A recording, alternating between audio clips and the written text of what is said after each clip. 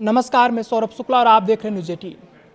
नेपाल में भोटेकासी नदी ने जो तबाही मचाई है उसकी तस्वीरें देखकर कलेजा कांप उठता है। सोचिए, जहां कल तक घर थे, सड़कें थीं, पुल थे, लोगों की जिंदगी थी, वहां सिर्फ मलबा है, मिट्टी है और पानी के उस सैलाब की खौफनाक कहानी है जिसने देखते ही देखते पूरा इलाका अपनी चपेट में ले लिया।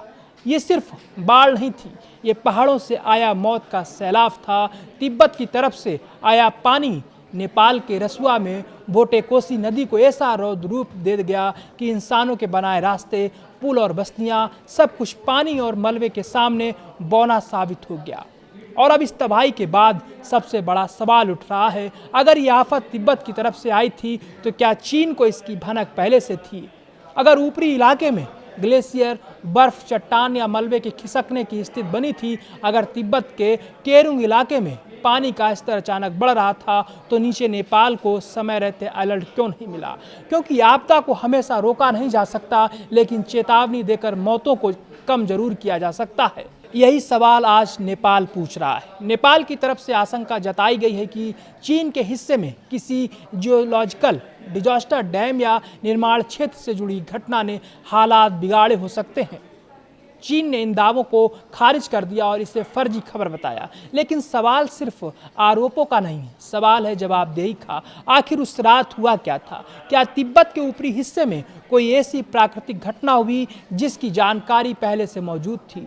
क्या real time flood warning system ने काम किया? और अगर जानकारी थी तो नेपाल तक पहुंचने में कथित तौर पर 45 मिनट की देरी क्यों हुई?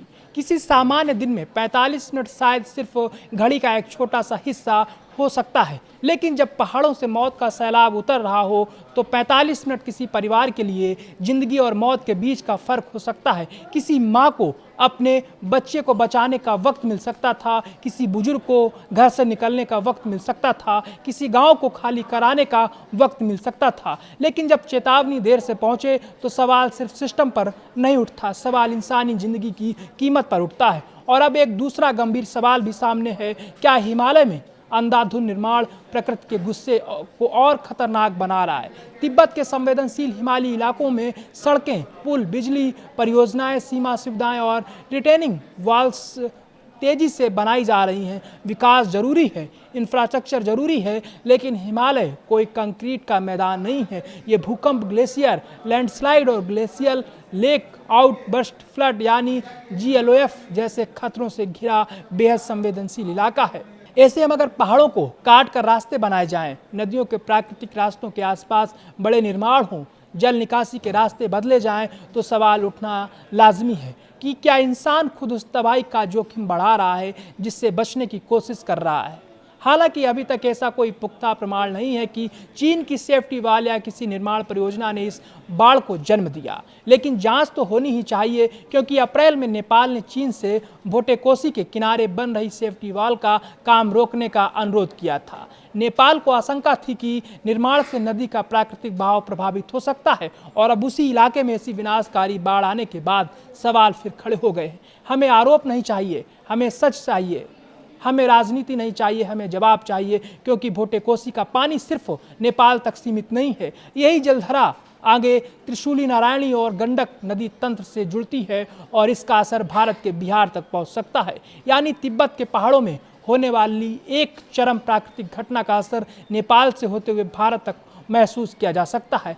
इसलिए ये सिर्फ नेपाल की त्रासदी नहीं है, ये पूरे हिमालयी क्षेत्र के लिए चेतावनी है। चीन शायद प्रकृति के इस प्रकोप को पूरी तरह रोक नहीं सकता था। ग्लेशियर का टूटना, चट्टानों का खिसकना, अचानक मलबे का सैलाब, इन पर इंसान का पूरा नियंत्रण नहीं है। लेकिन एक चीज इंसान के हाथ में जरूर है, समय पर चेतावनी। अगर ऊपर पहाड़ों में खतरा पैदा हुआ है तो नीचे रहने वाले इंसानों को बताना होगा, क्योंकि पहाड़ की तबाही सीमा नहीं देखती, नदी पासपोर्ट नहीं मांगती और मलबा ये नहीं पूछता कि घर नेपाल में है या भारत में। आज नेपाल रो रहा है, कल यही सवाल भारत के सामने भी खड़ा हो सकता है। इसलिए अब वक्त है कि हिमालय में विकास की रफ्तार के साथ आपदा चेतावनी की रफ्तार भी बढ़ाई जाए। रियल टाइम डेटा शेयरिंग हो, भारत, नेपाल और चीन के बीच मजबूत फ्लड वार्निंग सिस्टम हो, और सबसे जरूरी, इंसानी जिंदगी को हर रणनीतिक और आर्थिक परियोजना से ऊपर रखा जाए, क्योंकि भोटेकोसी ने सिर्फ घर नहीं बहाए, उसने एक सवाल छोड़ दिया है, क्या हम प्रकृति के संकेतों को सुन रहे हैं या तबाही आने के बाद सिर्फ उसका मंजर देखने के लिए मजबूर हैं।